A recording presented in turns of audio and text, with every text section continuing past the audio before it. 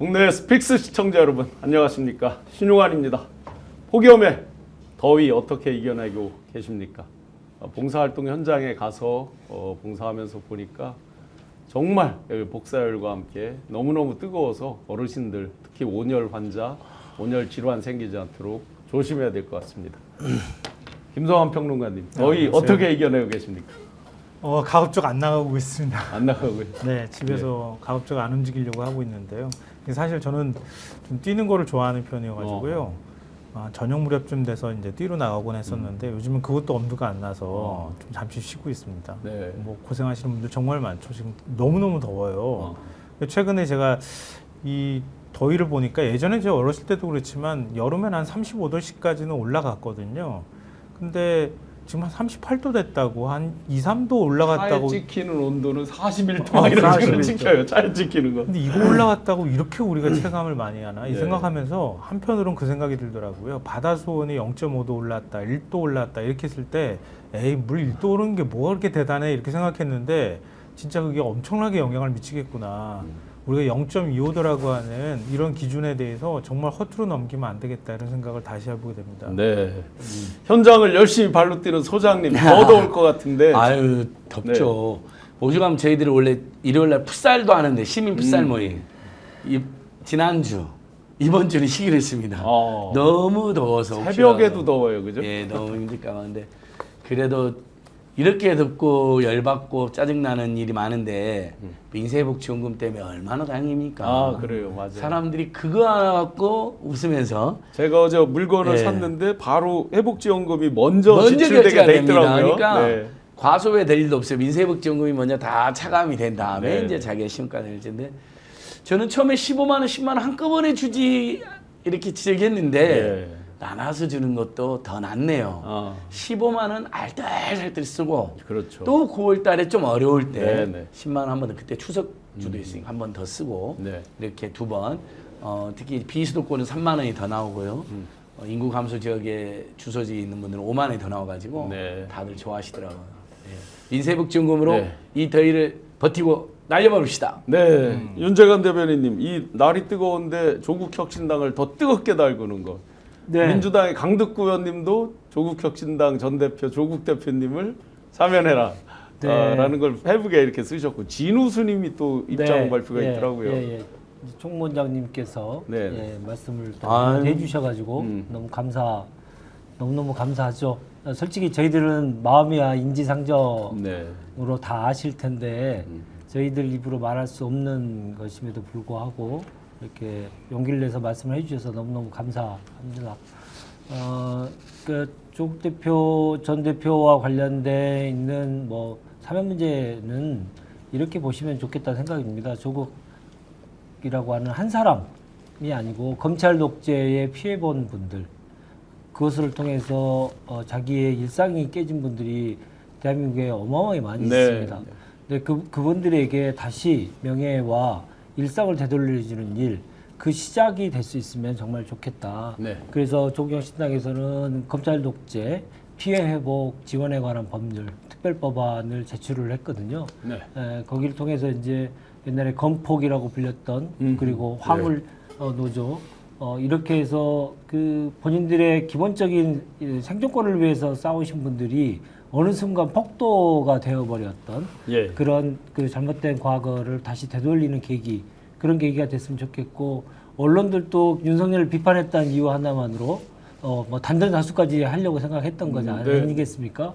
그러면서 대한민국의 민주주의를 완전히 말살시키려고 했던 그런 것들이 있었기 때문에 언론에 대한 언론에서의 피해 이런 것도 좀 회복되는 계기가 좀 됐으면 좋겠다, 이 말씀 드리고 싶습니다. 네, 이렇게 날씨는 폭염으로 뜨겁지만 이 폭염보다 더 뜨겁게 대한민국을 달구고 있는 쌍특검도 아니고 쓰리특검, 3특검에서 활발하게 수사를 진행하고 있습니다. 오늘 아침에는 이준석 개혁신당 당대표 아마 토요일 날 그 한미 의원 외교 갔다가 귀국한 걸로 아는데 바로 사무실과 자택 두 군데, 동탄에 있는 집 그리고 도봉고 무슨 동이더라? 도봉구에 있는 집까지 이렇게 압수수색을 하고 있습니다. 댓글 벌써 이제 뜨겁게 달아주시는데 등불님께서 이준석은 젊은 X가 정치를 너무 잘못 배웠네요. 참으로 개탄스럽고 안타깝습니다. 써주셨고 멜론님께서는 이준석 걸음걸이가 왜 이렇게 촐싹거리나요? 이렇게 써주셨네요. 네. 담이어 보일 때가 있죠. 또 더 실제로 많은 부분이 가려지고 지연되고 왔습니다. 지금 열심히 이렇게 압수수색을 하고 해도 실체적 진실은 아마 이들이 상당 부분 증거인멸 등등을 통해서 많이 없앴을 텐데, 평론가님 오늘 아침에 이제 아주 전격적으로 압수수색하니까 천하람 그 개혁신당 원내대표가 이제 뭐 긴급 성명을 발표하고 그러더라고요. 뭐 일종의 선을 넘지 말라는 식의 얘기를 하는데 지금 압수수색 어떻게 봐야 됩니까? 이준석 대표도 오늘 뭐 방송에 출연을 하면서 얘기했던 것 같아요. 굉장히 불쾌하다는 반응을 보였다고 하더라고요.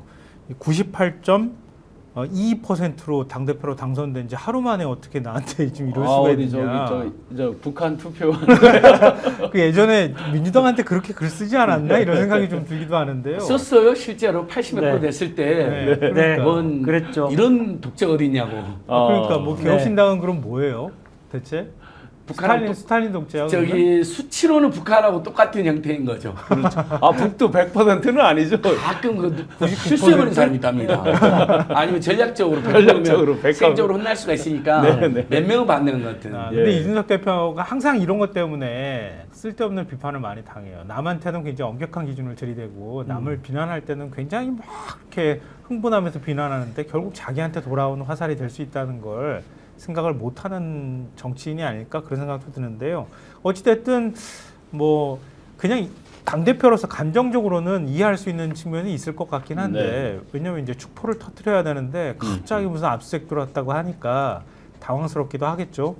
근데 거꾸로 얘기하면은 윤상현 의원이 19시간 동안 특검 조사를 받고 귀가를 했잖아요. 예. 윤상현 의원이 재보궐선거 공관위원장이었잖아요. 당시 예. 당대표가 이준석 지금 당대표였었고 그러니까 어떤 방식으로든 당시 공천에 개입될 수밖에 없다 이렇게 의심할 수밖에 없는 상황이고요. 뭐 그동안에 강혜경 씨도 이준석 대표가 개입했다고 하는 얘기를 했었고 네. 명태균 씨도 그런 얘기들을 같은 취지로 얘기를 했었거든요. 네.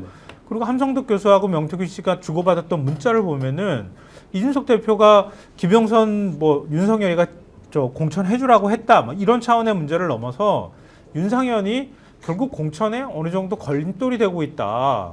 그러면서 이준석 대표하고도 소통했다고 하는 내용이 다 문자에 나오고 있거든요. 네.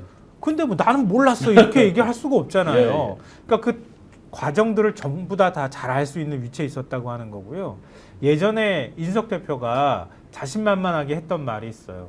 내가 통화한 거는 자동 녹음 기능이 있어서 다 녹음이 된다. 맞아요. 그거 구글 드라이브에 다 그 안에 있다. 그럼 위치 이런 것도 다 표시돼 있겠네, 그죠? 이번에 압수수색할 때 그거 나오면 진짜 좋을 텐데. 그거 지웠겠죠. 진짜 많. 그 머리 그거 좋으니까. 말고도 진짜 많은 내용이 제가 나올 것 같거든요. 예. 그러니까 김건희하고 통화한 내용도 진짜 많이 있을 거라고 저는 생각해요. 지난번에 실수로 한번 김건희 준서가 하는 목소리 나온 적이 있어요. 맞아요. 예. 굉장히 많이 통화했다고 얘기하거든요. 예. 그러니까 어디까지 그런 데 개입됐을지가 이번 압수수색을 통해서 좀 나왔으면 좋겠는데 단 하나 걸리는 건 자기도 IT 전문가라 아하. 이걸 비번을 걸어놓거나 이거 남이 못 건드려놓게 했을 가능성이 좀 있어서 비번도 또 뭐 몇십짜리 했겠네, 그럼. 네, 어느 정도까지 이게 나올 수 있을지는 좀 봐야 될 것 같아요. 네, 아까 제가 도봉구라고 잘못 얘기했나 봐요. 노원입니다. 노원. 상계동이라고 황금알님 알려주셔서 네. 감사합니다. 이번에 그 환경부장 할 때는 김성한 의원하고 막 붙고 그랬었죠. 그러네요. 예. 네. 그 이준석 씨는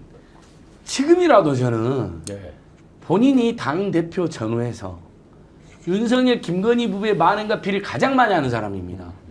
근데 자기가 연루돼 있지 않는 것은 가끔 폭로를 하고 양심을 했잖아요. 예를 들면 예. 서울 양평 고속도로도 내가 당 대표도 해보고 뭐 선대본도 해봤는데 한 번도 논의된 적이 없었다. 네네. 원래 공약은 정부안, 그러니까 맞아요. 예타안이었다.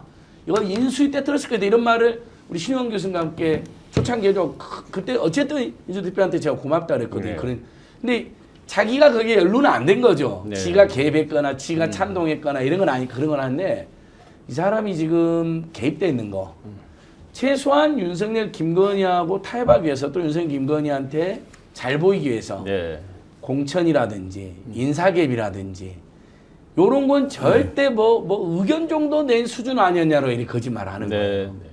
그리고 본인은 예를 들면 본인 관련 각종 추문에 대해서 정치검찰로부터 뭐 비호를 받는다든지 네. 경찰은 유죄 취지로 보냈는데 뭐 검찰이 무혐 여기에 딱 엮여 있는 거죠. 예, 예. 그리고 본인이 윤석열 만나러 왔는데 뭐 김건희가 기다리고 있다가 뭐 대표님 어서 오십시오 뭐 이런 것도 본인이 알고 있다고 하거든요. 네, 네. 뭐 둘이 만났는데 말을 김건희가 더 많이 했다 이건 이준석이 이야기했는데 그 외에도 실제 김건희가 권력 부의제로 행세한 걸 많이 알았다는 거예요. 네, 네. 근데 그런 건 절대 폭로를 안 하잖아요. 왜냐하면 음. 김건희랑 주고받은 게 있었을 가능성이 높기 때문입니다. 그래서 저는 지금이라도 그래서 이미 지금 혐오와 분열과 갈등 조장의 대명사가 됐는데 그래서 지금 뭐 제명청원도 100만 명 가게 되어 있는 거 아닙니까? 예, 예. 지금이라도 이준석 씨가 살 길은 음. 윤석열 김건희 모든 만행을 폭로하고 자기가 그때 못 막았다. 네, 네. 일부는 내가 동조했다. 예. 용서를 구하는 거라고 생각합니다. 그리고 국민들이 선택적으로 자기 유리한 것만 얘기하지 말고 네. 네, 전체를 다. 제일 많이 아는 사람입니다. 어쨌든 국민들도 다 그렇게 추정하고 있고요. 그렇죠. 근데 지금 갑자기 이제 뭐 시기가 공교롭다. 현행범도 아닌데 뭐 압수했하냐 이렇게 했거든요. 아, 네. 시기가 공교롭다는 거는 그동안 잘 막았는데 이제 들통이 나서 아, 너무 짜증난다 이 얘기인 거예요. 그러네요. 왜냐하면 지금 창원지검에서 그동안 계속 저희 당에서 문제 제기를 했는데 친윤의 대표 검사인 정유미 지검장이 네, 네. 이 사건의 진실을 호도하기 위해서 갖가지 노력을 다했죠. 네. 왜냐하면 김건희와 관련 공천 개입과 관련돼서 죄목을 적용을 해야 돼 어느 죄목을 할 건가를 따졌을 때 당연히 특가법상의 네. 뇌물, 그렇죠. 중형이 선고될 수밖에 없는 뇌물로 가야 된다라고 다들 보고 있었는데 아니 난데없이 정치자금법 위반. 뭐 1년 정도 되는 네, 네. 형량밖에 안 되는 정치자금법으로 지금 수사를 계속 해왔고 또 하나는 이상하게 이준석에 대해서는 얘기가 잘 안 나왔었죠. 글쎄요. 오세훈과 오세훈과 홍준표 얘기만 계속 나오고 명태균 씨도 홍준표 씨에 대해서는 적개심도 드러내고 오세훈에 대해서는 기다려라 뭐 이렇게 하는데 네, 그러니까 이준석에 대해서는 예, 안 돼요. 명태균과 정유미의 짬짬이가 이준석을 보호하는 형태 네. 예, 그러니까 있었을 것이고 당연히 그게 검찰 단위에서는 얼마든지 덮을 수 있는데 네, 네. 특검에 와서는 절대 일어날 수 없는 일이 돼버렸다. 그래서 이번에 이준석이 그동안 나오지 않는 것들이 고구마 줄기처럼 나올 가능성이 매우 크다고 보고요. 두 번째로는 이준석과 명태균의 관계를 보면 예, 뭔가가 숨겨주는 느낌이 있죠. 예, 명태균이 이준석을 무조건 막으려고 하잖아요. 예, 예. 그런 기운이 너무나 많이 있는데 그게 이제 소위 말해서 정유미와 폴리바게닝을 할 수 있었던 한 지점이 아니었나라는 생각을 저희들이 많이 했었습니다. 예, 예. 근데 그게 이제 입증이 되고 있는 것이고 이준석을 보면 정말 머리를 잘 써가지고 공천 개입을 안 하는 것처럼 자기는 안 한 것처럼 만들고 모든 것이 다 윤건희에게 다 귀결될 수 있도록 하기 위해서 명태균은 엄청나게 활용했잖아요. 네. 명태균한테 연락을 해서 김건희한테 얘기해라 이렇게 하면서 본인이 판을 짜놓은 것을 마지막을 그쪽에서 버튼을 누르게 하면서 예. 본인은 빠져나오려고 했던 것. 아, 통화 내용에 그거 있었어요. 뭐 보니까 통화인지 카톡인지 뭐 보니까 경선하라는데요. 그러니까 명태균이 그거 아닌데 하면서 확인해 보는. 그러니까 정보를 다 주잖아요. 예, 정보를 준 거죠 본인이. 본인이 선에서 끊을 거면 끊어야 되는 건데 당 대표가 그러면 갈 거면 그냥 가야 되는 것이고. 근데 그런 것들을 결론을 자기가 어느 방향으로 가고 싶은 마음을 다 가지고 있으면서도 숨기고 그러네요. 명태균한테 흘려준 거죠. 예. 그래서 명태균이 김건희를 통해서 해결하고 본인이 당 대표로서 사실은 외부가 그렇게 개입해서 하는 거라면 막았어야 되는 거잖아요. 되죠. 예. 근데 이거 이렇게 정보를 자기가 주면서 알아보라고 이런 식으로 한 거잖아요. 뭐 뒤에서 사전 그 기획설이라든가 방조하고 기획하고 하는 역할, 공천 개입에 하는 역할들을 했을 것이라고 다들 그 당시도 얘기했었는데 증거가 안 나왔잖아요. 네. 근데 그 정유미 지검장이 그 틀어 막았던 것들이 특검을 통해서 나왔다. 그래서 특검의 효용성, 효능감 이런 것들이 다시 한번 이번에 느껴졌습니다. 아침에 그 천하람 그 원내대표가 뭐 강력히 이제 기자회견하면서 갑자기 뭐 압색하고 민주당에서 뭐 쪼우는 거 보니까 민주당이 급한가 보다 뭐 이런 황당한 얘기를 해서 이게 민주당하고 뭔 저기가 있어요. 민주당이 뭐가 급해서. 그러니까 특검이 먼저 시작되고 당대표 선거가 나중에 이루어졌는데 당대표 선거가 먼저 있고 특검이 그 다음에 이제 이루어진 것처럼 설명하면 네. 앞뒤가 뒤바뀐 얘기인 것 같고요. 뭐 인석 대표가 뭐 얼마나 존재감이 있어가지고 특검이 무슨 정치적으로 거기에 시간 맞춰가지고 시간표대로 움직이겠습니까? 오히려 그게 더 오해를 살 만한 예. 상황인 거죠. 그러니까 명태균 게이트에 시동을 걸려면은 어쩔 수 없이 이준석 대표는 조사할 수밖에 없었던 그렇죠. 거예요. 애초부터. 근데 제가 볼 때는 김영선 공천에 관여를 했다 이것도 크지만 명태균 씨 얘기로는 이준석이 당대표 될 때도 내가 도와줬다고 얘기를 하고 예. 있거든요. 네. 사실 그게 오히려 정치자금법 위반 혐의가 될 수도 있어요. 왜냐면 윤석열한테 했던 것처럼 이준석한테도 했다고 하면은 여론조사, 비공표 여론조사 막 돌렸을 가능성도 있거든요. 그걸 왜 그렇게 또 추정할 수 있느냐 하면은 이준석이 처음에는 거의 사실은 그 조직세가 없었기 때문에 바람을 일으키기 굉장히 어려웠어요. 그런 선거였는데도 이겼단 말이에요. 특히 영남에서 더 많은 표를 얻어가지고 당대표가 된 거란 말이에요. 네. 그래서 이 이변이 일어났던 거예요. 그 이변의 배경이 뭐냐? 이것도 들여다볼 필요가 있는 거예요. 기억나잖아요. 피자 준비해라고 그랬나 뭐 했잖아요. 무슨 유튜브 방송에서 내일 난리가 난다. 내일 난리가 난다. 그러니까 이준석 대표가 당대표가 국민의힘 당대표가 됐던 게 2024년 1월이었는데 2023년 5월에 소개해서 만났다. 당대표 선거 도와달라고 얘기를 했다고 명태균 씨는 얘기하고 있단 말이에요. 오히려 제가 볼 땐 그거의 배경이 드러나면 그게 오히려 더 크다. 왜냐하면 당대표로 공천 상황 내가 점검할 수도 있고 당대표니까 자격이 있니 없니 말할 수 있는 거 아니냐 이런 식으로 빠져나갈 가능성이 있거든요. 그러니까 명태균 씨 입이 만약에 이준석까지 이렇게 말문이 트이듯이 열면서 뭔가 얘기가 된다고 하면은 그 부분이 오히려 더 아킬레스건이 될 수도 있다고 봐요. 그러면 요 타이밍에서 신인규 변호사 등등이 해서 그 이준석 그 제명 뭐 촉구 소환을 국회의장한테 제출한 게 있고 또 박찬대 지금 민주당 당대표 후보께서 45명 제명 결의안 뭐 국힘 의원들이죠. 그 부분은 물론.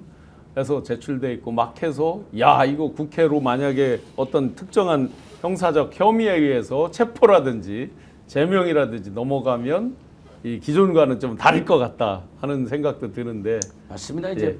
그동안에는 이제 여야원들이 때때로는 짬짬이로 또는 현역원끼리 봐주기도 있었지만 네. 도저히 봐줄 수 없는 것 중에 두 개가 하나는 내란을 공범, 추경호, 나경원은 저는 거의 공범 수준이라고 네. 보고요. 우리가 모르는 사람이 분명히 될 수 있습니다. 나중에 뭐 통화를 했다든지 안가에 따로 아니면 관제에 따로 불려가가지고 내 아들만 뭔지 알고 있어. 뭐 이랬다든지 이런 자들은 45명이 될지 더 될지 뭐 덜 될지 뭐 소극적 가담자, 소극적 동조자들 정도까지는 뭐 제명이 될지 안 될지 모르겠지만 어쨌든 최소 우리 국민적 합의로는 적극 가담자나 공모자나 아니면 표결 적극 방해자 정도는 절대 안 된다는 거 아닙니까? 이번엔 처음으로 한번 이런 사람 제명 한번 해봐야죠. 그 다음에 연정당 해산도 우리가 시도해봐야 되고. 그 다음에 두 번째는 이준석 부류죠. 네. 여론조사 조작해가지고 당대표 되고 네.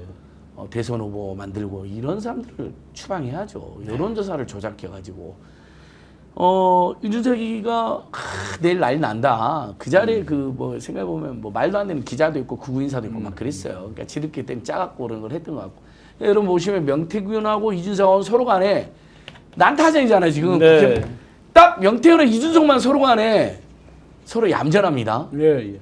거의 지적을 안 하고. 명태균이 이준석 얘기를 나쁘게 하는 걸 거의 그러니까 이준석도 약간 거리를 두는 것 같지만은 나쁘게 안 하잖아요. 그다음에 정보력이 대단한 국힘당 내 정보력 나경원이 다 폭로를 했습니다.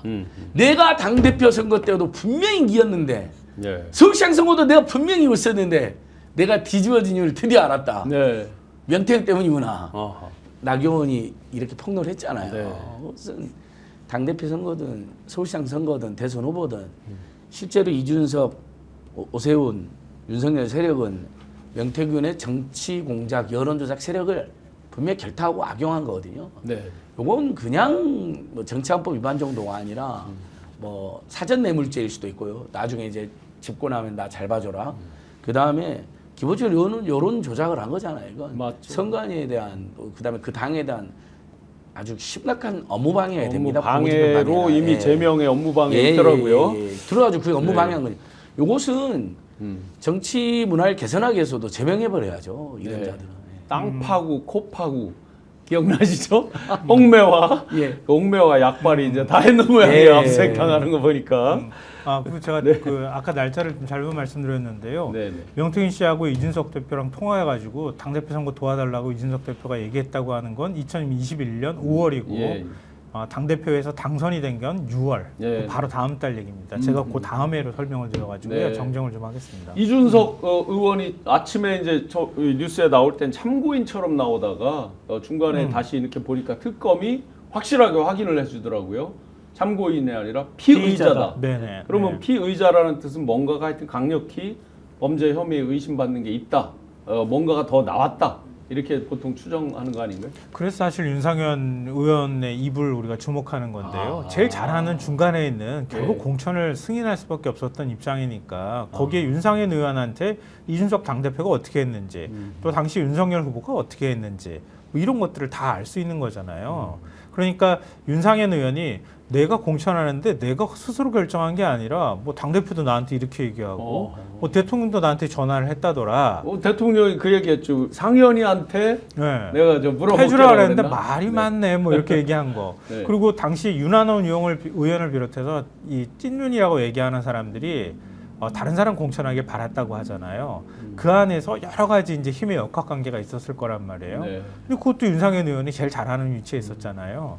그러니까 윤상현 의원은 볼 때는 그 조사받고 나올 때 말하는 투로 볼 땐 혐의 완전히 다 부인하지는 않은 것 어제 같아요. 15시간 받고 나올 때 이렇게 네. 기자들이 물으니까 뭐 성실하게 소명했다 뭐 이런 식으로 네, 얘기를 맞아요. 하더라고요. 그러니까 윤상현 의원은 또 이런 조사 한두 번 받은 사람이 아니거든요.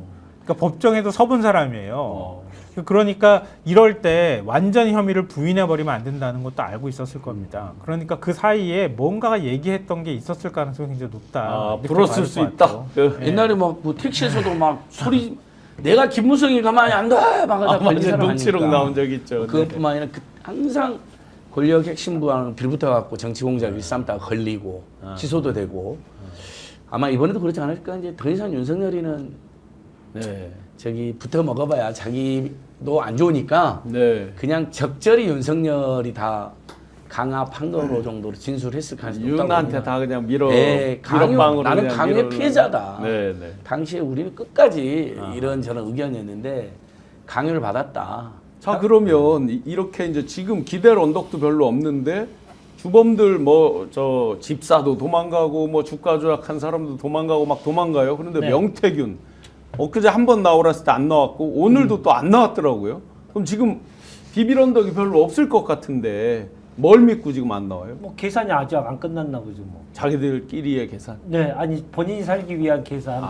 계산을 지금 시기에 잘못 얘기하다가 변화하는 환경 속에서 본인이 덤태기 쓸 수 있기 때문에 조금 관망할 필요가 있겠다라는 생각도 하는 것 같고요. 명태균에 대한 수사는 이미 이루어질 만큼 다 이루어져서 네. 관련된 진술을 더 확보하는 게 의미가 없을 수도 있습니다. 근데 이제 앞에 객관적인 검찰에서 한 거는 약간 거짓말도 했을 수도 있잖아요. 근데 검찰이 그 덮을 수는 있는데 확보한 그리고 압수한 증거를 예. 임의대로 바꾸기는 상당히 어렵거든요. 근데 그런 것들이 이제 전달됐기 때문에 본인이 그동안 본인이 판을 주도했는데 이제 판이 완전히 바뀌어서 본인이 이제 주도할 수가 없는 상황이 되잖아요. 그 점에 대해서 많은 좀 혼란이 좀 있을 것이다. 일반적인 경우에 한 2번 안 나오면 막 체포, 구인 뭐 막 할 수 있는 거 아니에요? 당연히 그렇게 가야 될 예. 텐데 명태균에 대해서는 지금 좀 시선이 좀 분산돼 있고 집중되지 못하다 보니까 계속 설득 작업을 아마 할 것이고요. 설득 작업을 통해서 실제적인 진실보다는 본인이 필요한 얘기를 더 많이 할 가능성이 크다. 예, 좀 왜곡될 가능성도 좀 있다. 좀 그렇게 보입니다. 근데 명태균 씨는 되게 특이한 지금 사람이에요. 네. 왜냐면 법원이 보석으로 풀어줬잖아요.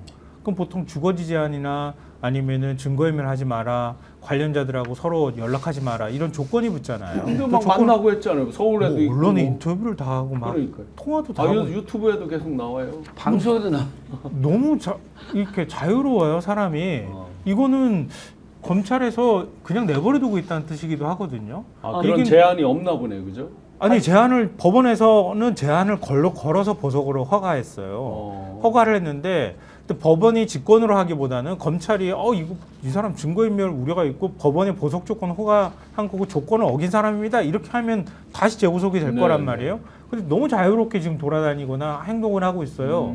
이 얘기는 달리 말하면은 줄 만큼 다 줬거나 아니면은 줬는데 내가 충분히 숨길 만한 자신감이 있던가 두 가지인데 이거는 명태균 씨 자기가 스스로 해결할 문제가 판단할 문제가 아니라 법원이나 검찰이 판단하는 문제잖아요.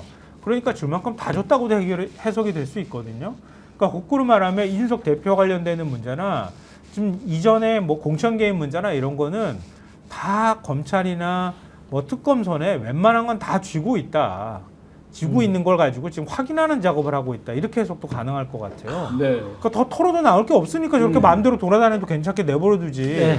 숨길 게 있으면 저렇게 하면 되겠습니까? 네. 안 되는 거죠. 명태균 씨도 마찬가지로 이준석 씨처럼 진짜 거듭나려면 자기 아는 걸 다 풀어야죠. 근데 이준석 명태균의 짬짬이로 본인들이 결합을 해서 당대표하고 대선 후보 여론조작으로 뒤바꾼 거 서울시장까지 요 특별한 범죄 공동체 때문에 둘이 연합을 맺고 둘이 그걸로 막 거래도 하고 서로 지금 지켜주고 있는 것 같아요. 지금 우리 그 뉴스토마토에서 명태균 곁에 처음으로 폭로했던 박형관 기자가 정말 페이스북 글을 잘 썼네요. 네. 이 모든 걸 알고 있는 건 이준석이다. 네. 네. 명태균과 같이. 처음부터 끝까지 다 했다. 명태균 곁에 키맨이 이준석이라는 거예요. 네. 집사 곁에 키맨이 김혜성이라면. 명태균 이름을 말하는 것도 이준석, 칠부사회동에 전말을 말하는 것도 이준석, 김영선 공정의 당대표도 이준석, 보도에서 혼선을 준 것도 이준석. 계속 막 거짓말하고 엉뚱한 말하고. 명태균 내내 이준석 했었던데 이준석이 말 안 해줬대요.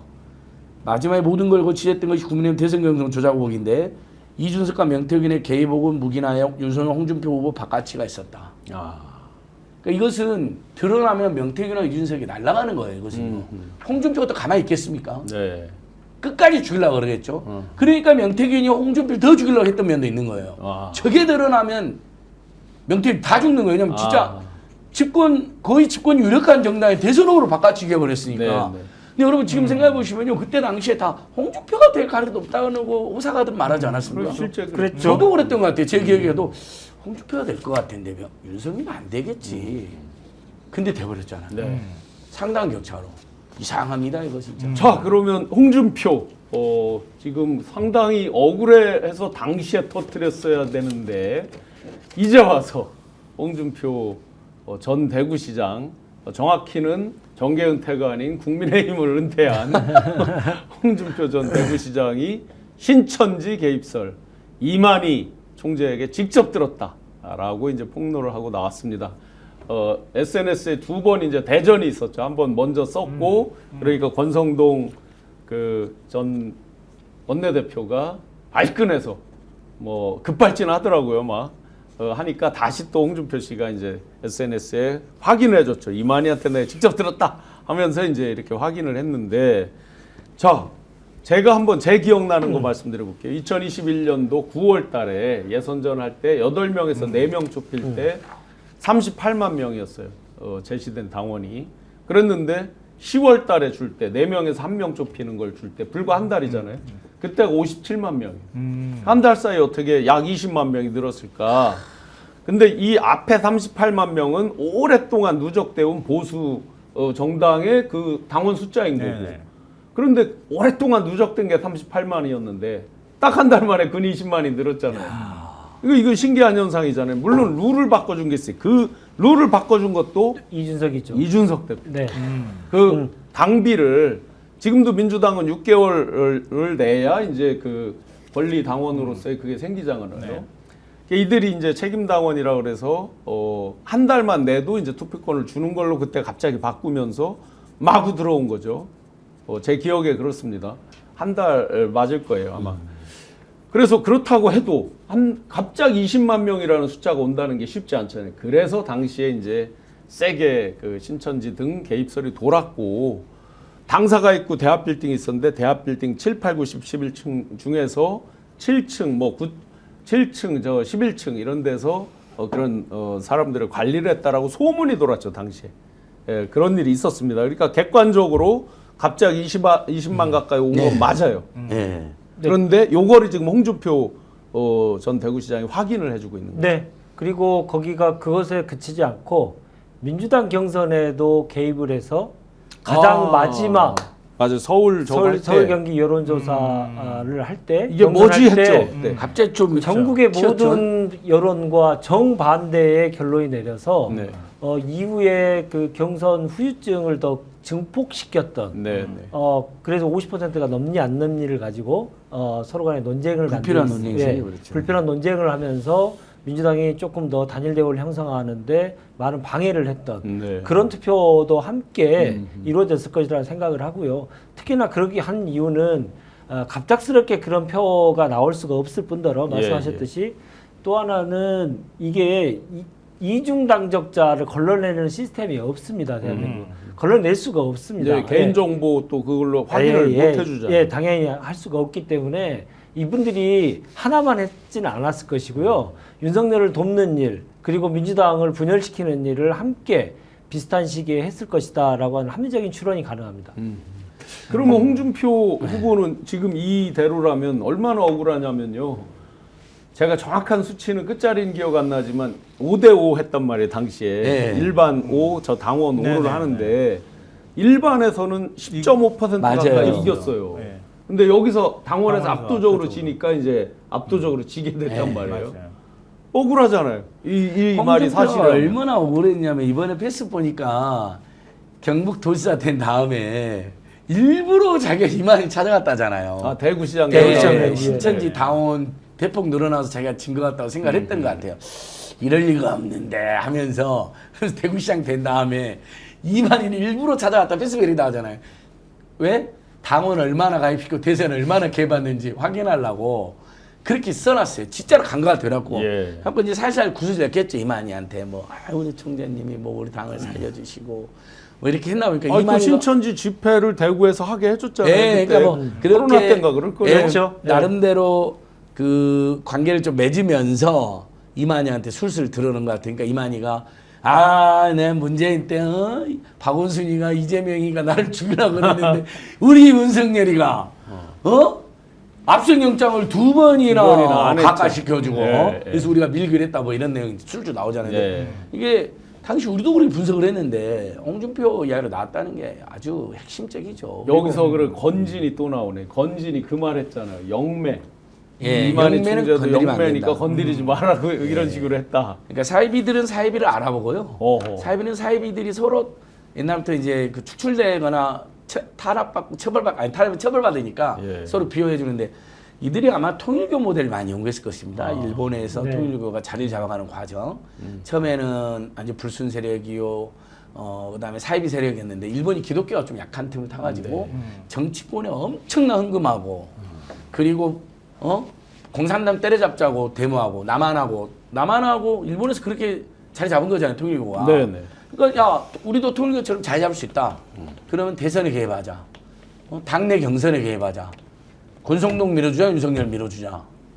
야 이낙연 밀어주자. 이런 얘기 충분히 했을 자들입니다. 신천지든 또 다른 사이비 집단이든 뭐라 하죠 통일교든. 이것도 이번에 다 드러났으면 좋겠어요. 네, 그러니까 홍준표 전 시장이 다음에는 통일교 얘기를 하지 않을까. 여기만 갔을 리 없고 네. 한 군데 더 가지 않았을까 싶어요. 그치, 통일교. 나름 검사들이 통일교를 있어서. 만났는데 뭐 이랬다더라. 뭐 네. 이런 얘기들을 좀 해주셨으면 좋겠다. 네. 신천지만 가지고 너무 신천지만 너무 사랑하지 마시고 통일교도 관심을 많이 가져주시라 이 말씀 드리고 싶네요. 그러면 이제 재밌는 게 지금 여기서 그 홍준표 대표가 한 말 중에 전 대구시장이 한 말 중에 중요한 대목이 나와. 이만희 씨가 이 말을 했다는 거잖아요. 네. 지금도 상당수가 당원으로 활동하고 있다. 그 얘기를 한 그렇겠죠. 거잖아요. 네. 자 그러면 이번 지금 전환길까지 들어가서 이제 난리를 피우고 네, 있고 네. 뭐 김계리 뭐 등등등 하고 김문수 씨가 되네 뭐 장동혁 씨가 되네 이러고 있는데 세트를 이루어서 뭐 누구를 최고위원으로 한다 심지어 전환길 씨를 뭐 지명직 최고로 한다 이런 저 찌라시까지 돌던데 그러면 이번 이 국힘의 전당대회도 이들의 입김이 굉장히 크게 미칠 수 있다는 거잖아요. 아니 그러니까 지금 지난 그 탄핵 국면에서 계엄 이후에 기독교 세력을 우리가 확인했잖아요. 뭐 네. 손현보 목사나 뭐 저 정광훈이나 이런 사람들. 그러니까 기독교 세가 상당히 강하다고 하는 걸 우리가 확인했잖아요. 또 종교적 신념하고 극우적 사상이 만났을 때 얼마나 위험한지도 우리가 확인을 했고. 근데 그 이전에 지금 신천지는 이미 지난 대선 전에 가입을 했다고 얘기를 하잖아요. 10만 명이다 이런 얘기를 하고 있고. 그 다음에 통일교가 그때 같이 가입을 했는지는 아직 확인은 안 되고 있지만 그 다음에는 어쨌든 간에 통일교 신도들도 조직적으로 가입했다는 얘기가 나오잖아요. 그러면은 한번 숫자를 한번 세보세요. 한 최소한 신천지 몇만 명. 예. 통일교도 뭐 10만 단위 넘어가는 걸로 제가 네. 본 것 같은데. 전광훈 세력도 있잖아요. 네. 정광훈 세력 있지. 그리고 통일교도 몇만. 예. 정광훈도 한 몇만. 소년보 세력도 또 거기 또 있겠네. 뭐 있고. 그러면은 국민의힘의 일종의 권리당원이나 예. 이런 당원 구성이 지금 어떻게 되는 거예요? 전체 당원의 한 절반을 이런 사람들이 차지하고 있다는 얘기예요? 사이비 종교의 힘, 그 종교의 힘이 국민의힘이 사이비의 아니고 힘. 네. 네. 그러니까 거꾸로 얘기하면 국민의힘 의원들 중에 윤석열하고 그러니까 전륜을 못하는 이유가 바로 이것 때문일 수도 있겠다. 그러니까 종교화되어 있는 집단하고 같이 결합돼서 윤석열과 뭔가 주고받는 과정들이 계속 있었고 지금 운명 공동체가 돼버린 거잖아요. 그건 끊을래야 끊을 수가 없잖아요. 이미 같은 범죄자가 된 거니까. 그러니까 서로 간의 관계를 단절을 못하는 상황인데다가 지금 친윤계라고 하는 의원들이 만약에 윤석열하고 절연을 해버리면 다음번 당권 도전을 할 때 야 그럼 우리 친윤 안 찍을 거야 이렇게 나오면은 굉장히 위협적이 될 수도 있다는 거잖아요. 네. 그러니까 결국은 아무것도 징계할 수 없고 아무것도 쇄신 못하는 정당으로 국민의힘이 남아있는 이유가 가장 밑바탕에는 이런 종교 세력하고도 관련이 있다고 해석할 수 있는 거죠. 그러면 홍준표 씨는 왜 지금 와서 이제 이 얘기를 한다고 생각이 되십니까? 지금 생각해도 자기가 그때 했어야 되는데. 그러니까 그때는 이제 다 파악하기도 어렵고 네네. 이미 윤석열 대선 후보가 돼가지고 달 가능성이 더 높은 걸로 나오는데 권력이 막 세져서. 예. 네. 그리고 자기도 그 사람도 문제가 있죠. 본인도 처음에 윤석열한테 얼마나 아바오 막 그랬어요. 막 180도 절하고 맞아요. 그렇게 해서 대구시장도 되고. 그래서 뭐라 그러더라? 코박콩인가? 예. 뭐 그 별명 생겼죠. 예. 그러니까 이제 그랬는데 지금 돌이켜 보니 이번 대선까지 다 보고 완전히 이제 배신감 느끼고 다 폭로하는 거 저는 홍준표가 앞으로 폭로할 게 더 있다고 남아 봅니다. 아하. 워낙 여권 핵심부에 있었잖아요. 오랫동안 정치를 했고 또 홍준표를 추종하는 무리들도 있거든요. 현 여권들 중에도. 네. 그 사람들이 또 지금까지는 이제 그 국민의힘이 완전히 지금 4분 오열돼 있기 때문에 홍준표로도 구심력 일부 있는 거죠. 원심력이 네. 작용하고 있는 거죠. 정보가 더 들어가는 거죠. 그 특검 국면에서 국민의힘을 깨고 본인이 다시 보수야당의 맹주가 될 한 번 더 돼서 나오려고 하는 충분히 그런 야욕이 넘치는 사람. 비슷한 생각입니다. 지금 시점에 이렇게 그동안 이제 자기가 뭐 대충은 알고 있었지만 가슴 속에 그래도 묻어놨던 거를 지금 세게 꺼내는 거는 지금 전환길 뭐 김계리 막 들어가서 김문수 씨가 되고 장동혁 씨가 결국 극우 정당이 된다는 거고 윤어게인 시즌 2가 된다라는 걸 그렇죠. 놓고 그러면 한동훈이나 이런 사람들은 다 빠지게 되고 결국 당이 이대로 못 간다.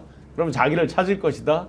틈새가 있다라고 저는 본다고 봅니다. 네. 저는 뭐 비슷한 생각인데 두 가지의 자기의 이익이 있죠. 첫 번째는 방탄폭로다라는 생각입니다.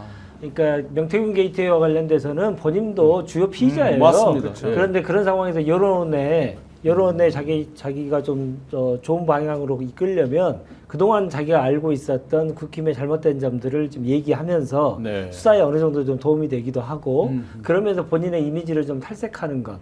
그래야만 특검의 칼날을 조금이라도 덜 맞을 것이다라고 하는 방탄 목적의 폭로다. 네. 저는 생각이 들고 두 번째로는 신당 창당의 명분을 쌓는 것이다. 있을 수 있습니다. 예, 왜냐하면 보수가 이대로를 가지 않고 네. 정계 개편을 할 거거든요. 죄송합니다. 네. 극우입니다. 보수가 아니고 보수가 아니고 예. 극우의 힘이 예.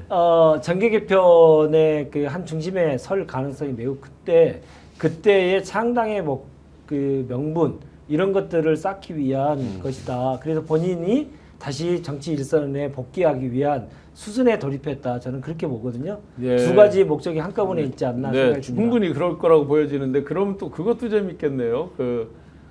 더 극우 세력들을 떼었다 쳤을 때 뭐 이분들도 뭐 별반 다르진 않지만 홍준표, 한동훈은 그러면 같이 가냐 난리 가냐 그런 게 또 재밌겠네. 지금 같이 가는 것처럼 보이잖아요. 이렇게 되면 어떻게 해서든 극우 세력하고든 절연하기 위해서는 그 나머지 세력하고 연대가 불가피하다 이렇게 보는 거잖아요. 뭐 한동훈 전 대표가 안철수 의원이 좋아서 만나고 뭐 그러겠습니까? 제가 볼 때 그렇지는 않거든요. 네. 또 함께 한다 그래서 엄청난 또 시너지가 날 것 같지도 않아요. 예. 근데 최대한 하여튼 찬탄파를 국민의힘 내에서 계속 이렇게 응집해 나가는 작업들을 하면 지금은 아닐 거지만 결국 국민의힘은 계속 버틸 거란 말이에요. 친윤들은. 그럼 다음번 지방선거 때 수족이 잘리는 아픔을 경험할 거예요. 친윤 입장에서는. 그러니까 물론 당대표가 누가 되느냐에 따라서 계속 유지할 거냐 말 거냐를 결정하겠지만 그 당시까지 만약 내년까지 6월까지 국민의힘이 이런 지리멸렬한 상태가 되면 일반 당원들도 가만히 있지는 않을 가능성이 이제 높아요. 어떻게 해서든 이 친윤이나 윤석열하고는 절연할 수밖에 없다고 하는 목소리가 나올 수밖에 없고 그러면 참패하고 난 다음에 당을 다시 재건하는 작업을 할 수밖에 없을 거예요. 그때 일정하게 국회의원들 수족을 잘라서 책임론을 거기서 제기하고 그 다음 총선으로 가면서 당을 새롭게 재건하는 작업들을 하려고 시도하는 건 아닐까 이렇게 볼 수밖에 없는 거죠. 어쨌든 유권자들이 선택 안 하면 국민의힘 지금 뭐 변할 가능성이 거의 없는 정당이라서요. 없어요. 뭐 혁신위도 다 꽝이고 이제는 뭐 안 되는 겁니다. 예. 한번 어떻게 전수문서를 한번 해봐야 될지 모르겠는데 진짜 신천지, 통일교, 정광훈, 손현교 그다음에 완전 가짜뉴스 믿는 세력들 완전히 국민의힘 접수한 거 아닐까요? 거의 그렇게 보이죠. 정서상 당원의 한 절반 이상 그렇게 된 것 같은데요. 예.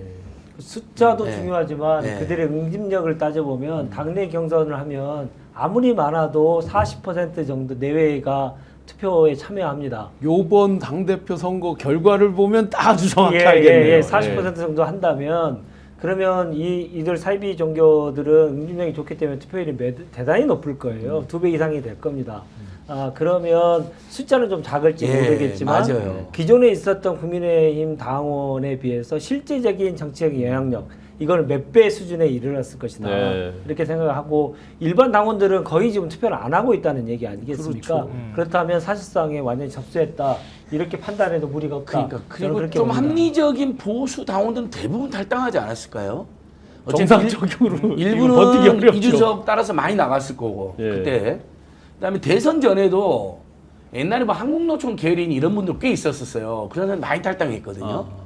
도저히 이건 아니다. 특히 12.3 사태 전후에서 많이 탈당했고 대선 전에 이재명 후보 지선하면서 나오는 당원들 꽤 많아요.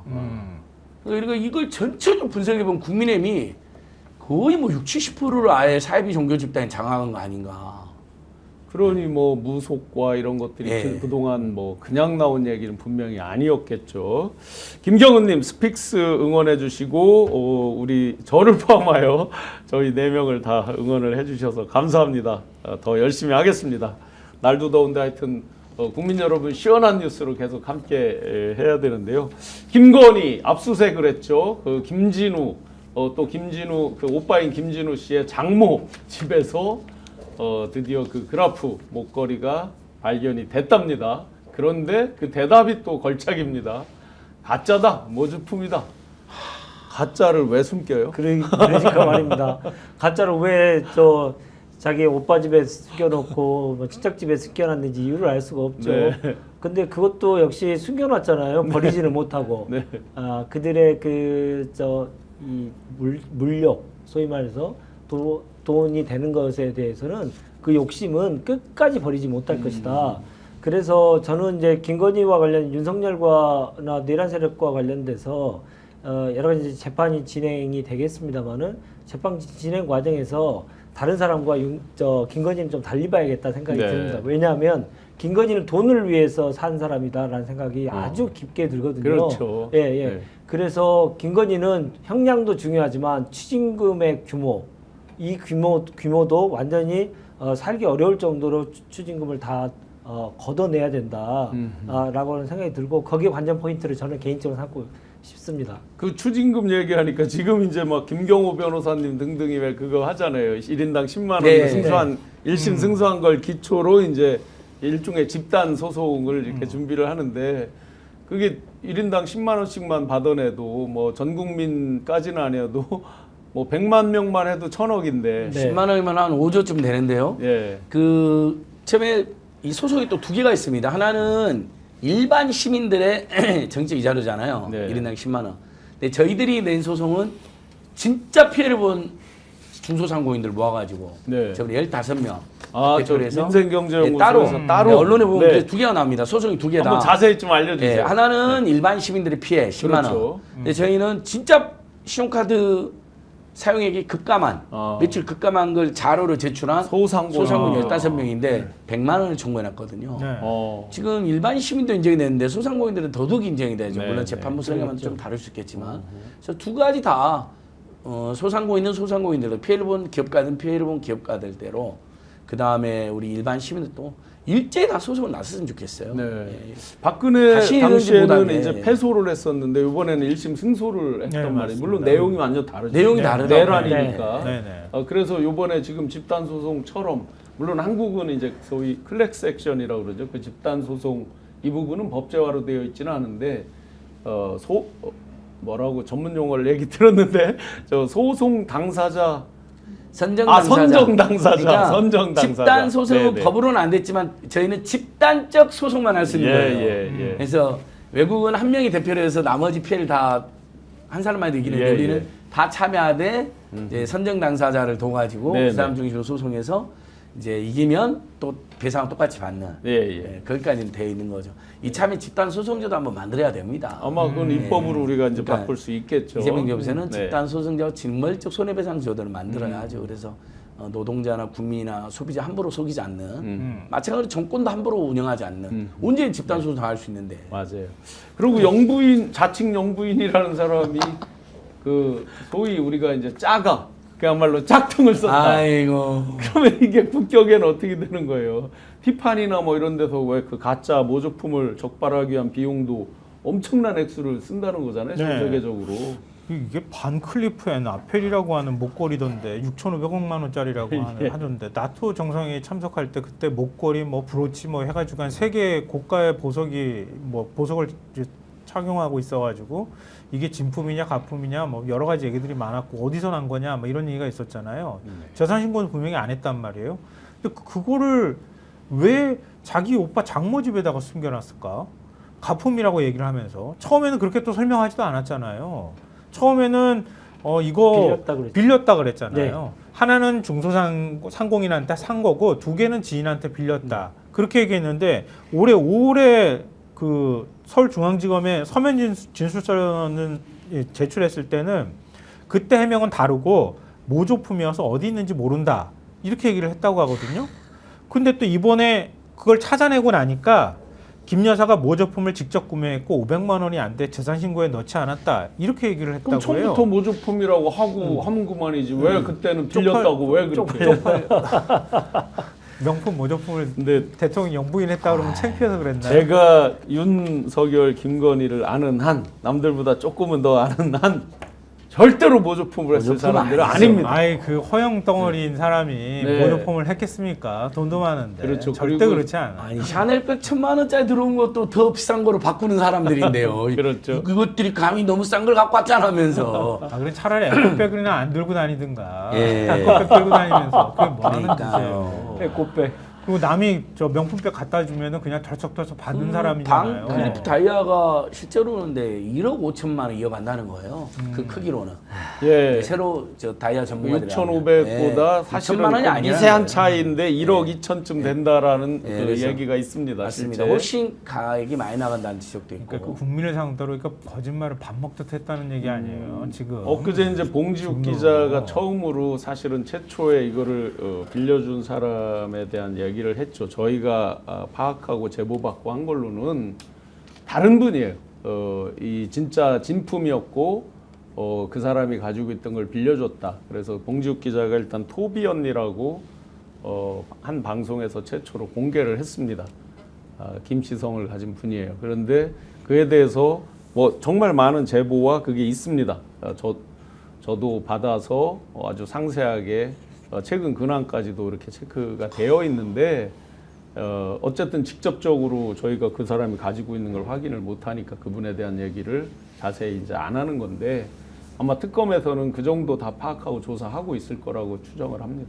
그러니까 지금 이게 만약에 진품으로 확인된다고 하면은 검찰 수사에 대비를 했든 나중에 거짓말에 들통날까봐 어딘가 숨겼다는 얘기잖아요. 네네. 설마 오빠 장모지까지 압수수색해가지고 뒤지겠어? 이런 생각을 했을 수 있는 거잖아요. 그럼 나머지 지금 통일교에서 받았다고 하는 목걸이는 다른 종류잖아요. 네. 그것도 어딘가에 지금 잃어버렸다고 주장하는데 어딘가 숨겨놨을 가능성도 예. 있는 거고, 뭐 샤넬백도 있고 샤넬백 신발도 지금 뭐 사이즈가 다르다고 지금 260인데 처음에 바꿔간 건 250이란 네, 말이에요. 250이어서 그러면 10mm가 어떻게 지금 되는 차이가 거예요? 좀 크게 신는 경우도 있어서 그럴 수도 있을 것 같긴 한데 신발 종류마다 다르잖아요. 뭐 종류마다 약간 사이즈가 다를 수는 있습니다만. 네, 그 뭐가 정확한 사실인지는 모르겠지만 하여튼 어딘가 이렇게 고가의 것들을 누군가한테 뭐 불태워버리라고 하지는 않았을 것 같고, 진짜 만약에 증거인멸할 것 같으면 이렇게 숨겨놨겠습니까? 그러니까 어딘가에 가 있을 가능성이 굉장히 높다고 봐야 되는 네, 거죠. 예, 저도 그렇게 네. 생각합니다. 특검이 아주 그 방향도 잘 잡았고요. 정보력도 대단한 것 같아요. 김진우가 핵심이라는 거 우리가 옛날부터 지적을 했죠. 그 이명수 기자 녹취록 7시간에도 나는 대통령이고 우리 오빠를 인터뷰해 이런 말이 나오거든요. 이명수가 인터뷰하자니까. 예, 네.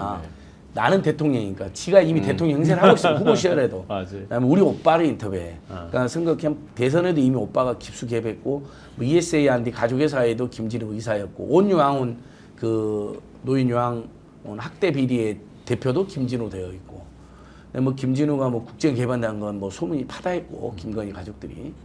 근데 같은 이제 비리 공동체로 김진우의 역할뿐만 아니라 이것들을 숨겨놓기 위해서 김진우가 장모까지, 사실 오빠의 장모까지 이렇게 비리에 동원하는 경우가 많지는 않잖아요. 네, 의사들, 쉽지 권력자들이 않죠. 그런 짓을 네. 했어도.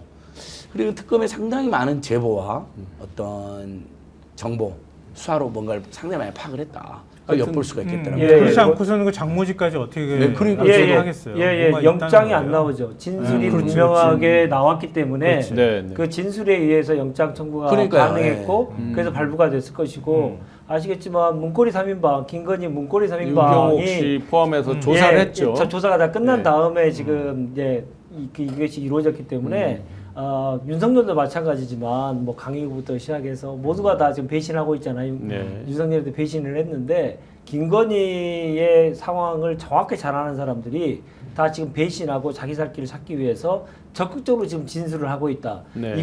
이거의 증거가 이번에 압수수색 과정에서 나왔다. 근데 그렇게 하여튼 보입니다. 만약에 문고리 행정관 2명이 말을 바꾸면 아마 굉장히 많은 내용들이 아마 쏟아질 네, 수 있어요. 그렇겠죠. 네. 그동안 보니까 김건희 씨가 그 사람들에 대해서 그래도 기본 뭐 10개 중에 자기가 9개 먹으면 1개는 떼주고 뭐 이런 게 있지 않았나. 굉장히 뭔가 그 팀워크가 꽤 오래 예, 유지가 되고 그렇죠, 있잖아요, 그렇죠. 보면. 근데 그것도 곧 뭐 깨질 날이 멀지 안 왔다라고 보여집니다. 저는 이미 깨졌기 때문에 네. 이런 압수수색이 가능했다. 저는 그렇게 네. 판단하거든요. 실제로 그 제가 이제 많이 이렇게 공개한 것 중에 다들 그들 언저리 가까운 곳에서 나온 거예요. 밤늦게 누구를 만나서 어떤 무속인에게 무슨 얘기를 들어서 가져와라 뭐 등등등 하니까 짜증이 나니까 이분들이 이제 주변에 경호하는 사람들한테도 얘기하고 주변 분들한테 얘기한 게 다 이제 나온 거예요. 실제로 뭐 뜬금없이 어디서 그렇죠, 하늘에 그렇죠. 떨어진 정보들이 아니고 너무 황당하니까. 가까운 곳에서. 네. 그런 그때 것도 이명수 방법이 기자가 있겠네요. 지금 이제 복귀할 때 특검팀이 아마 행정관이나 가까운 주변에 있는 사람들의 휴대폰 동선을 다 추적했을 가능성이 그럴 있어요. 수 네. 있죠. 그러니까 당시에 어디로 움직였는지가 파악이 가능할 거거든요. 그러니까 진술도 중요하지만 이 사람들의 동선을 다 보고 나면은 어떻게 움직였는지가 어느 정도 나오기 때문에 당시의 상황이 어땠는지를 이렇게 그림을 맞추듯이 맞추는 작업도 할 수 있을 것 같아요. 그런 객관적인 증거를 통해서 진술을 유도하죠. 그렇죠, 그렇죠. 확보할 네. 수 있게 되는 거고요. 밤에 막 김건희 돌아다녔잖아요. 처음에 집권처 여러분 뉴스 기억하시면 그 일가 후에 경찰하고 경호처 직원들 데리고 수십 군데를 다녔어요. 근데 그것을 보안으로 처리했는데 야근 수당 청구 때문에, 경찰의 야근 수당 청구 때문에 밝혀진 거예요. 다 비밀로 했는데 경호처 데리고 경찰들이 또 외곽 경비를 하잖아요. 예, 예. 그리고 그걸 해줘야 되잖아요. 수신호 조작을 해줘야 되죠. 그래서 김건희가 2022년에도 밤마다 수십 건 다닌 거로 나옵니다. 네. 그것도 나중에 밝혀진 겁니다. 이명수 기자가 갑자기 김건희가 한남동 일대를 돌아다닌다. 관제 주변에 밤에 그래서 제가 용산관제에서 이제 윤석열 체포하러 와가지고 돌아다녔어요. 저도 거기 이마트 24가 나옵니다. 실제로. 밤 12시 1시에 막 경호처 직원들 데리고 뭐 계산책 하나 돌아다니다가 걸린 적 있잖아요. 네. 물끄러미 술 할인 프로모션을 보고 있는 게 영상에 나오거든요. 그것도 너무 이상한 짓 하니까 이명수 씨한테 제보가 들어간 거예요. 네. 그 인근 주민들 또는 경호처에서. 그런 것처럼 앞으로도 이제 경호처 쪽에서도 조금 더 진술 나올 겁니다. 네. 하도 사방팔방 반만하다는 제가 이제 이건 이미 확인된 건데 거기 한남도 유명한 한방 통닭집 있습니다. 거기도 밤마다 왔다는 거 아닙니까? 사장님한테 물어봤더니 많이 왔지 그러더라고요. 네.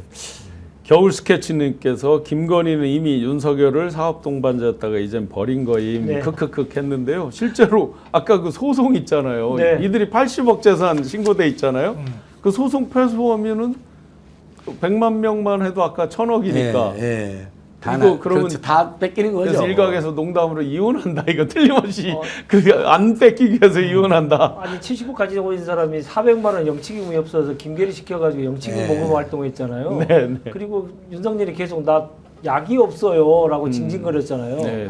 그걸 딱 보는 순간 김건희가 윤석열을 버렸다. 왜냐 네. 가족이 있으면 그건 얼마든지 해결할 수 있는 문제거든요. 예. 야. 근데 그 뭐 두 가지가 있을 거예요. 김건희도 만약에 같이 공범이라고 하면 경험의 공범이라고 그러면 김건희를 상대로 해서도 우리 소송 걸 수도 있을 거예요. 그래서 나중에 그럴 수 김경호 있죠. 변호사님이 아까 아침에 방송에서 제가 이제 전화 통화 연결을 했는데 김건희도 같이 집어넣었답니다. 그 네. 나중에 그게 확인만 된다고 하면 공동 책임을 물을 수도 있을 그렇죠. 것 같고요. 네. 그리고 제가 볼 때는 윤석열이나 김건희 머릿속에는 우린 정권만 바뀌면은 사면받을 수 있다 이런 희망이 남아 있을 거예요. 예. 그러니까 이렇게 지금 태업하듯이 저러고 있잖아요. 내란범 복수해서. 사면 못 시키는 그 법을 어쨌든 빨리 만들어 네. 통과해야 될 것 같아요. 그것도 그렇고 이거는 민사잖아요. 책임을 묻는 거기 때문에 아마 사면을 못 할 걸요. 아 그렇죠. 그러면 그렇죠. 영업- 이 민사는 그러니까 이거는 민사는 평생 못하죠. 따라다니는 겁니다. 그러니까 둘은 그냥 아예 네. 인생 파산하는 네. 거예요. 이렇게 돼버리면. 요런 분석이 지금 나오잖아요. 네. 그다음 김건희하고 최은수는 동업자들 다 사기로 끌어들여가지고요. 저는 다 감옥에 보내고 돈을 뺐었습니다. 뭘 동업만 하면 네, 자기들이 다 다 뺏고 나머지가 가. 우리가 잘 아는 사람 제일 유명한 정대택 선생님도 네, 계시고 네. 그 다음에 그 장고 조작에 먼저 구속된 분 50억 동업자인데 나중에 한 푼도 못 받고 파산하고 먼저 구속된 안소연 씨도 그분도 저희들이 직접 제가 통화했는데 주범은 김건희다. 근데 나만 들어갔다. 그리고 왔다 갔다 하는 과정에 내 돈 다 뺏겼다. 최은수랑 김건희한테. 근데 그럼 지금 최은수는 김건희가 누구 동업자 윤석열을 지금 버리는 단계가 아니냐. 이런 분석이 나오는 겁니다. 또 감옥 갔잖아요, 실제로. 윤석열, 그러니까 김건희, 최은수랑 동업하면 다 감옥을 갑니다. 아 그러네요. 죽거나. 이제 윤석열 감옥 가고, 이제 윤석열한테 다 나중에 아마 김건희, 최은수는 일단은 이미 예. 윤석열이 싹 지가 멋대로 한 거다. 우리 말도 안 들었다. 이렇게 예. 진술을 짜고 싶은 겁니다. 오늘도 또 공천계의 판분이 또 유명을 달리 하셨기도 아, 했고, 그거는 진짜. 그 실제로 그 감옥 가거나 뭐 잘못되거나 정말 그 비즈니스 공동체라고 했는데 자기들만 살아남는 공동체였던 것 그러니까 같아요. 이 최호 전 평택시장 후보님인데 어쨌든 만약에 비리에 연루됐다 하더라도 그렇게 가시면 안 되죠. 네. 너무 안 됐고요. 일단 개인적으로 사람 자체가. 근데 여기도 그거잖아요. 공재광이라는 전 평택시장이 멀쩡한 사람이 있었어요. 이 사람 1등이야 심지어 1등. 네. 지금 정상선 밀강시장보다 지지율이 막 더 나오고 막 그래요. 다 그 사람 될 줄 알았는데 갑자기 지지율 한참 떨어진 사람이 된 거예요. 윤석열, 김건희가 개입하지 않고선 설명이 안 되는 거잖아요.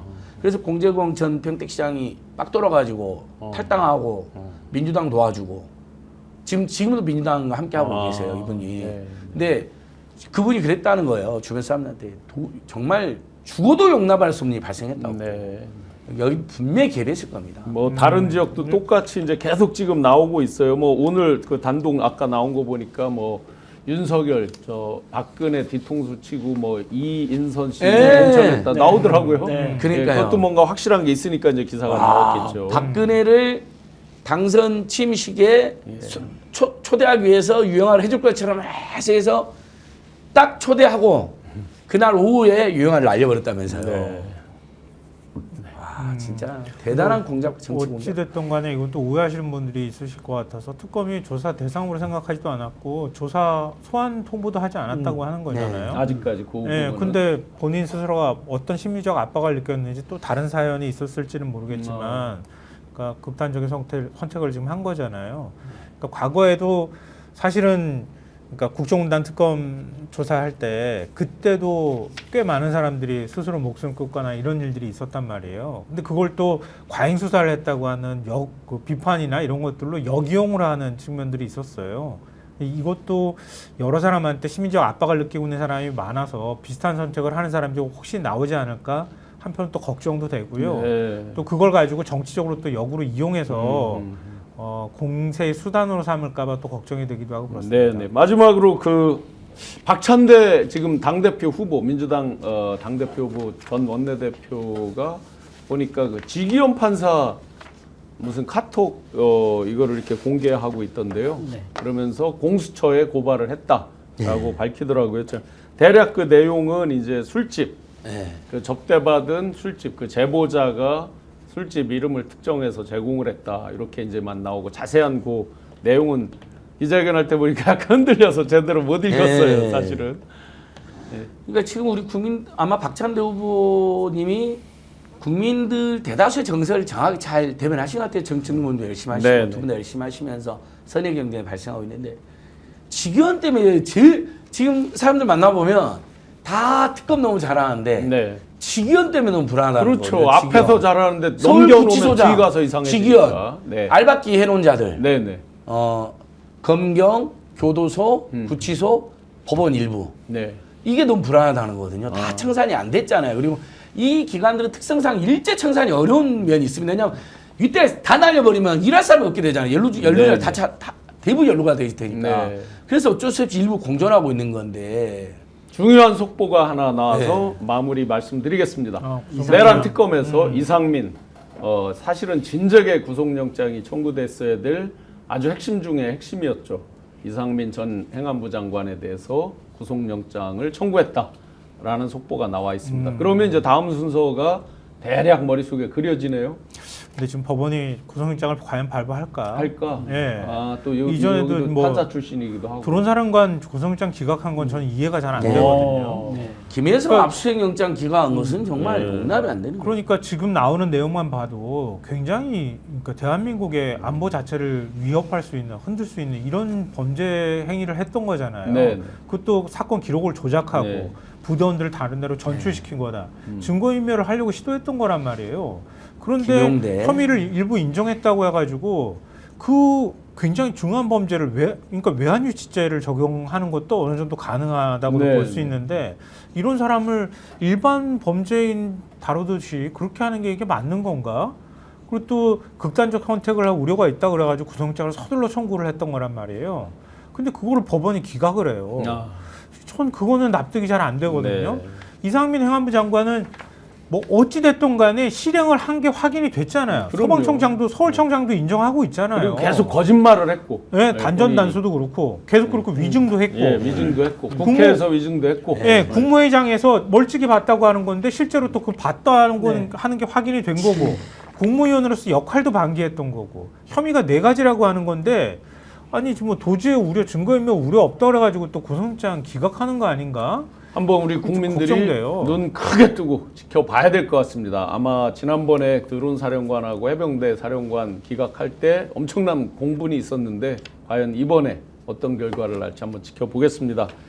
더 네. 착함 예, 말씀하세요. 한마디만 네, 네. 말씀드리면 지금 직위원에 대한 이 불안감이 계속 커지고 있습니다만은 오늘 민주당에서 이제 박찬대 의원께서 나서셔가지고 공수처에 고발을 했다면 예. 그동안 제보자가 특정될까봐 네. 민주당에서 이제 발표하는데 많은 이제 제약이 조금 있었는데 사실은 이제 제보자도 알고 다 파악이 돼 있었는데 이제 직업상 네. 주저주저함이 있었거든요. 이제 그런데 공수처에 고발했다 하면 이제 공수처에 고발했다고 하면 제보자가 앞으로 특정될 수밖에 없습니다. 네, 네. 예, 네. 그랬다면 이제 결심을 한 거겠죠. 결심은 이제 네, 제보자가 확실하게 결심을 했다. 예, 예. 직위원이 계속 저렇게 뭉개고 있는 것, 네, 네. 그리고 제대로 수사도 안 되고 징계도 안 되고 있는 것에 대해서는 반드시 내가 이제 나서겠다라고 하는 결심을 한 증거가 나온 거거든요. 네, 네. 예, 그래서 앞으로 이제 직위원과 관련돼서는 속도가 좀 날 수 있겠다.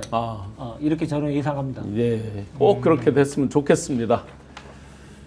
2시간 넘도록 함께 해주셔서 감사드리고요. 더 착한 보험 파트너스 단순 보험 가입하는 곳이 아니라 최적의 보험 플랜을 제안해 주는 곳이라고 합니다. 현재 가입한 보험이 꼭 맞는지 진단 서비스와 함께 리모델링, 새로 어떤 보험으로 갈아타고 고치면 좋을지 그 안내부터 맞춤 상품 제안까지 화면에 나오죠. 1644-1236, 010-7612-3303번 카톡이나 문자로 상담 이야기 24시간 가능하다고 합니다. 현명한 보험, 더 착한 보험 파트너스로 함께 만드시기 바랍니다. 홍삼 가격에 산삼을 드실 수 있답니다. 전설의 고려 산삼, 그 맥을 잇는 지리산, 산양 산삼 추출액 순 100%, 산삼 순백. 제가 다른 광고에서 많이 마셔보거든요. 굉장히 좋습니다. 저 같은 경우는 이제 땀이 별로 없어서 먹으면 바로 열이 확 올라오는 느낌, 그 느낌이 좋더라고요. 그 산삼을 간편하게 한 병에 담은 산삼 순백. 우리 몸의 에너지를 미리미리 채워야 되는 이 폭염의 계절에 산삼 순백 한 박스에 7년근 산양산삼 30뿌리, 30뿌리 분량의 사포닌이 꽉 들어차 있다고 하니까 폭염도 잘 이겨낼 수 있을 겁니다. 압도적인 농도, 또 흡수를 높이는 컴파운드 K라는 기술로 아마 가루를 이렇게 잘게 부숴서 잘 이렇게 흡수되게 만든 그런 기술까지 온라인 후기 16,000건 이상 있고 거의 만점의 평점을 자랑하고 있답니다. 산삼 순백 1+1 그리고 10병을 더 추가로 드린다고 합니다.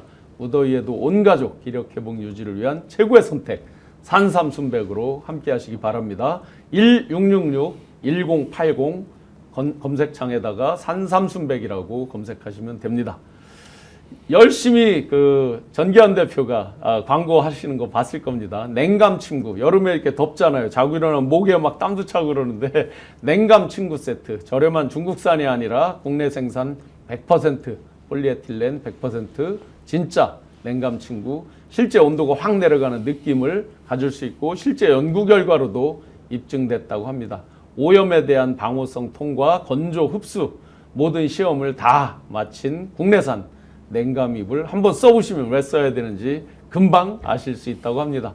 제대로 된 냉감 침구 세트 슈퍼 싱글 사이즈 저렴한 스픽스몰에서 만나보시기 바랍니다. 열심히 전기현 대표께서 스픽스몰에서 열심히 팔고 또 그걸로 양질의 컨텐츠를 공급하고자 노력하는 것 여러분께서 함께 쇼핑이 후원이다 함께 해주시면 좋을 것 같습니다. 1시간 넘게 이렇게 같이 달렸는데 어쨌든 폭염을 특검이 수많은 열심히 일하는 걸로 그래도 좀 폭염을 잠재워주는 것 같습니다. 이상민 구정장 발부로. 네, 그러면 제가 이상민 하면 구속. 예. 이상민 영장 발부. 영장 발부. 그렇죠. 이번엔 발부로. 네, 이상민 영장 하면 발부로 네. 마무리 네. 부탁드리겠습니다. 이상민 영장 발부! 네, 고맙습니다. 감사합니다. 고맙습니다.